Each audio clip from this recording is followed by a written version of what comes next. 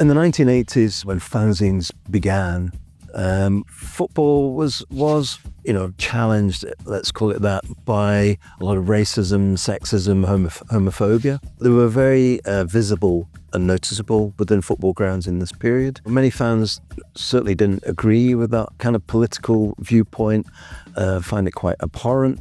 And fanzines was a way in which an alternate voice, a more liberal voice, one that challenged the existence of this within football grounds began to happen. Most notably, Marching All Together at Leeds.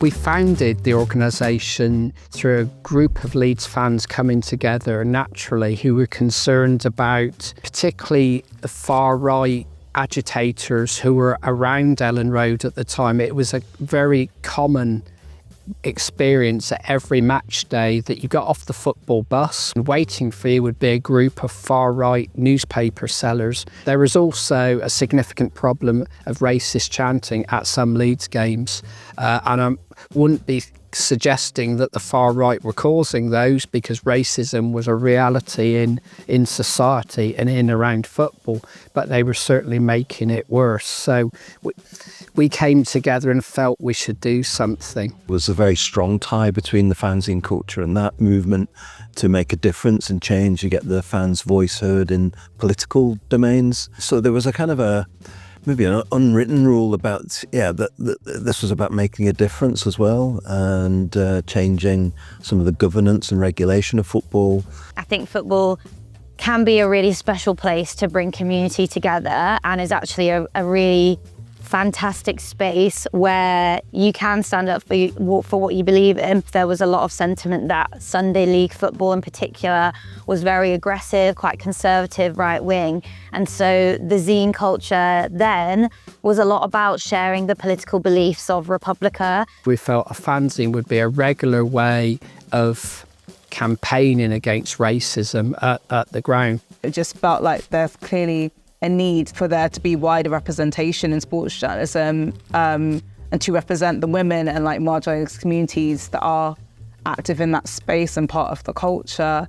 Our fanzine was free. We didn't want the cost of a fanzine to be a barrier, particularly for young fans, to get our fanzine. We were stood outside Ellen Road distributing his fanzines, and so talking to hundreds and thousands of Leeds fans every time we had a new edition of the fanzine.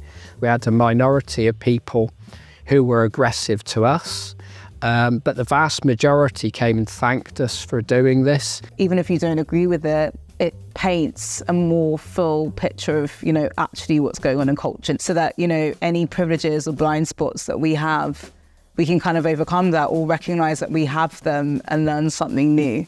We were trying not to preach at Leeds fans, not tell them what to think. We used humour to make fun of racists and racism. We knew that our message was coming across when we'd stand on the terraces and see people not only looking at our fanzine, but laughing at it before the game. And also we overheard conversations with people saying to their mates, no, you can't say that anymore. You shouldn't be saying that. You shouldn't be thinking like that. So fanzines were a really strong vehicle. And ever since then, racist behaviour by groups of people has disappeared in grounds.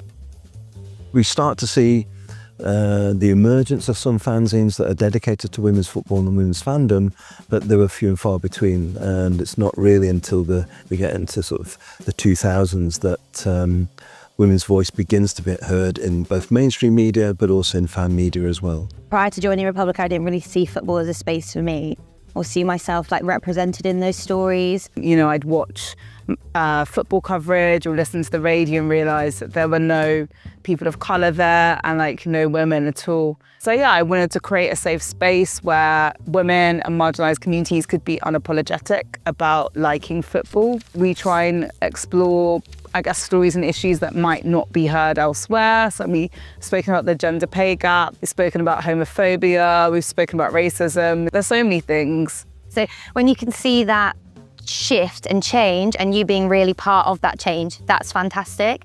And we've documented that in our zine as well. So it's really nice to reflect on. I think it's really easy in like fan-led media to just go, okay, well, let's just make it, or let's just put this out, let's put this blog out, let's make this zine. But actually, how can we make this more inclusive, even if we don't have the players or we don't have the stories? Let's find the players, let's champion those other clubs. I think like if you want to tell those stories, you can find them really easily. You just have to do the work. You need to stand by your journalism and your words, knowing that not everyone's necessarily going to agree with it. I hope the landscape of fan-led football media will be more diverse in the future. I hope that printed matter isn't lost. What's important is that we have fan dialogue and fan-led coverage and discussion. And so fanzines are still needed and still play a valuable role, including now podcasts and digital content. It's really important to like stand up and be loud, and hopefully bigger clubs will see that and try to do the same.